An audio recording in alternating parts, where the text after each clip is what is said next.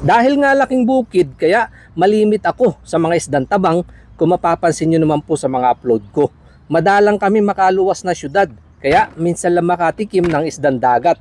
Pero kapag may pagkakataon, hindi ko ito pinapalampas at niluluto ko nga sa pangbukid na paraan. Kasing asim ni Mayang. Eto nga po yung isda na kung tawagin ay espada. Obvious naman po siguro sa itsura kung bakit ito ang tawag sa kanya. Pero iba't ibang lugar, iba rin naman ang tawag. Para sa dagdag kaalaman, pa-comment naman po below kung ano naman ang tawag nyo dito. Pagkatapos ko itong matanggalan ng bituka at mahiwa, kinamas ko lang po ito sa madaming asin, pantanggal ng dulas, at saka ko ito binanlawan. Pero bago ko ito lutuin, pinigaan ko muna ng lime. Ito po yung paraan ko dahil mabisang pantanggal ng lansa. Saka ko ito isinilid sa palayok. Naisipan kong dito na lutuin para mas makulob ang lasa. Isang napakasarap na putahe, pangat kung tawagin. At inumpisahan ko nga sa spring onion ang aking mga sangkap kasama ng luya, bawang at eto sampalok para mas natural ang asim, paminta at magic na pampalasa. Wala nang gisa-gisa, sasamahan ko na din ng siling haba at pampaalat na patis. At para may kaunting sabaw, nilagyan ko ng pinaghugasan ng bigas para mas malapot, mas masarap. May bahagi ko na din lang para sa susunod, pwede mo din itong subukan. Kaunting suka para sa pambalanse ng lasa at panghuli, mantika.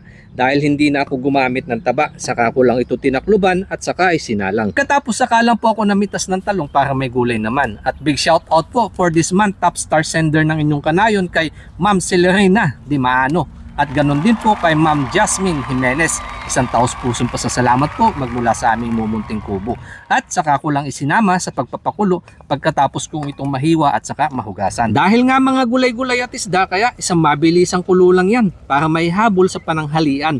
Saka ko lang ito hinango para malamigan. At nagsalang ulit ng bago. Tuloy-tuloy lang ang pakuluan. At baka may hula ka dyan kung ano yan, comment below at pag tumama ka, padalahan kita ng pamerienda. At sunod ko namang inayos itong aking lamesa. Naglabas lang po ako ng kanin at patis na may madaming sili at kaunting suka. Saka ako yumuko upang magpasalamat sa biyaya na nasa aking harapan, na sa ganon mabasbasan upang magsilbi lakas sa aking katawan. At eto nga po ang aking mumunting handog na mga pagkaing bukid kung aking tawagin. At kung nagustuhan mo din, baka naman po pwede maglambing ang inyong kanayon, palike, comment at share na din. Daan na ho kayo mga lerne, yapo! Kasing asim ni Mayang.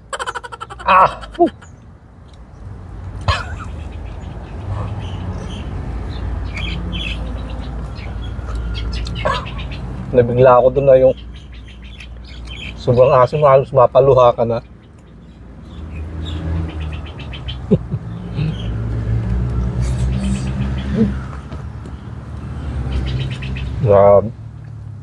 Grabe siya.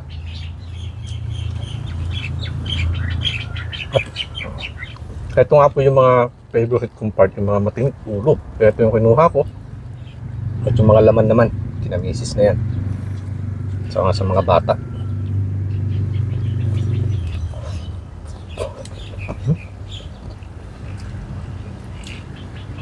Ang sarap ng kombinasyon ng mga lasa sa bibig. Pero nangingibabaw po yung asim. Saka kumapit siya sa mga gulay kasi nakulob gawa ng palayok. Yun ang kagandahan pag niluluto sa palayok. Nakukulob.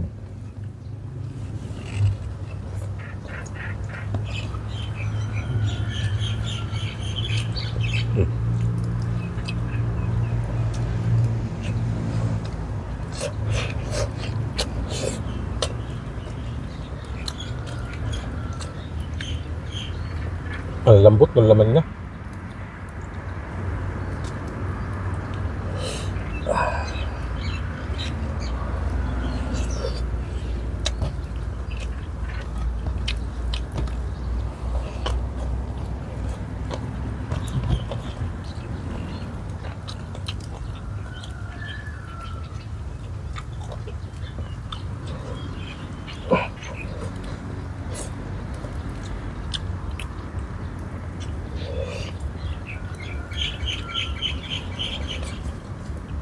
Original na.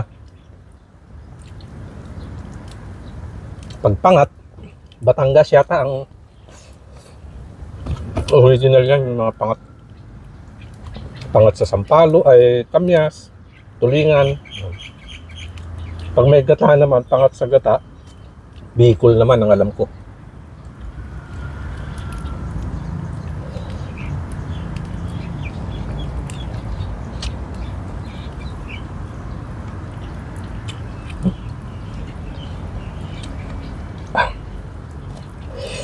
Medyo mainit yung sabaw at saka yung kanin.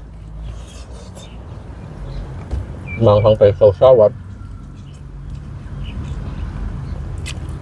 Kaya makikita nyo, labas pawis na naman.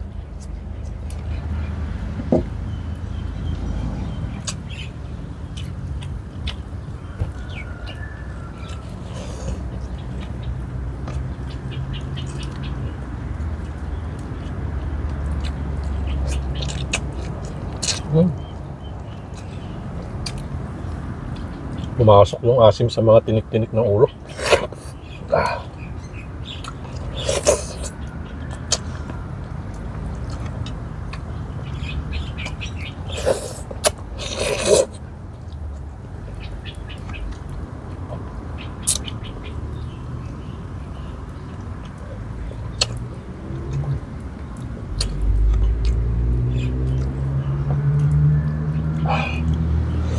Labas ang pawis. Ulam na nakakabuhay ng dugo.